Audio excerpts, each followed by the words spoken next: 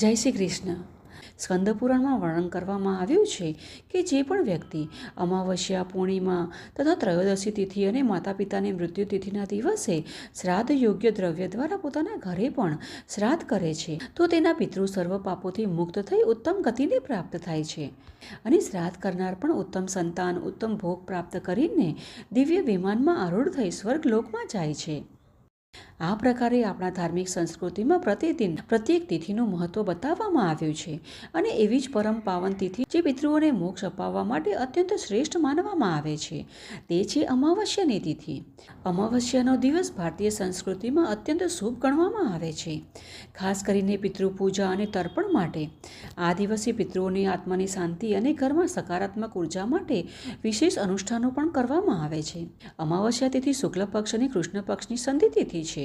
આપણા ધર્મગ્રંથોમાં પણ વર્ણન કરવામાં આવ્યું છે કે ચંદ્રમાની 16મી કળાને અમા કહેવામાં આવે છે. ચંદ્રમંડળની અમા નામની મહાકળા છે જેમાં ચંદ્રમાની 16મી કળાઓની શક્તિ સ્થિત હોય છે. અમાવસ્યાના દિવસે ચંદ્ર દેખાતો નથી, અર્થાત જેનો ક્ષય અને ઉદય થતો નથી, તેને અમાવસ્યા કહેવામાં આવે છે. હવે જુઓ, આમ તો બધા માસમાં આવતી અમાવસ્યા તિથિ ખાસ જ હોય છે, પરંતુ આ વખતે તો વૈશાખ માસ ચાલી રહ્યો છે જેને માધવ માસના નામથી પણ ઓળખવામાં આવે છે. આ માસ પોતે જ અત્યંત પાવન અને શ્રેષ્ઠ છે, તેથી આ માસમાં જે પણ શુભ કાર્ય કરવામાં આવે તેનું પુણ્યફળ અક્ષય હોય છે અને તેથી જ વૈશાખ માહની અમાવસ્યા તિથિ વિશેષ માનવામાં આવે છે. વૈશાખ અમાવસ્યા પર પવિત્ર નદીઓમાં સ્નાન વ દાનનું વિશેષ મહત્વ છે. અમાવસ્યાના દિવસે ચંદ્રમા સંપૂર્ણ રીતે અસ્ત થઈ જાય છે અને દૃશ્ય નથી હોતો, તેથી ચંદ્રમાની શક્તિ આ દિવસે ક્ષીણ થઈ જાય છે અને કહેવાય છે કે પિતૃઓની શક્તિ એટલે કે પિતૃલોકમાં રહેનારી આત્માઓનો પ્રભાવ આ દિવસે વધી જાય છે. તેથી અમાવસ્યા તિથિ પર પિતૃઓની પૂજાનું વિધાન પણ શાસ્ત્રોમાં બતાવવામાં આવ્યું છે. તેથી જ આવો જાણી લઈએ કે આ વખતની અમાવસ્યા તિથિ ક્યારે આવી રહી છે.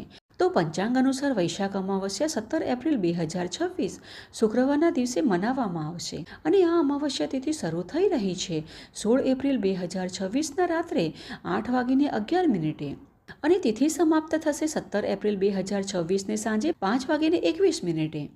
તેથી ઉદયાતિથિ અનુસાર મુખ્ય વ્રત અને દાન પુણ્ય 17 એપ્રિલ શુક્રવારના દિવસે કરવાનું રહેશે અને આ દિવસે બ્રહ્મ મુહૂર્તનો સમય સવારે 4:47 થી 5:33 વચ્ચેનો રહેશે.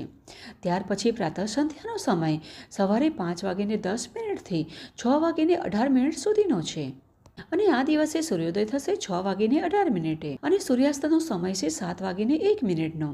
આ દિવસે અભિજીત મુહૂર્તનો સમય બપોરે 12:14 થી 1:05 સુધીનો રહેશે. જય શ્રી કૃષ્ણ.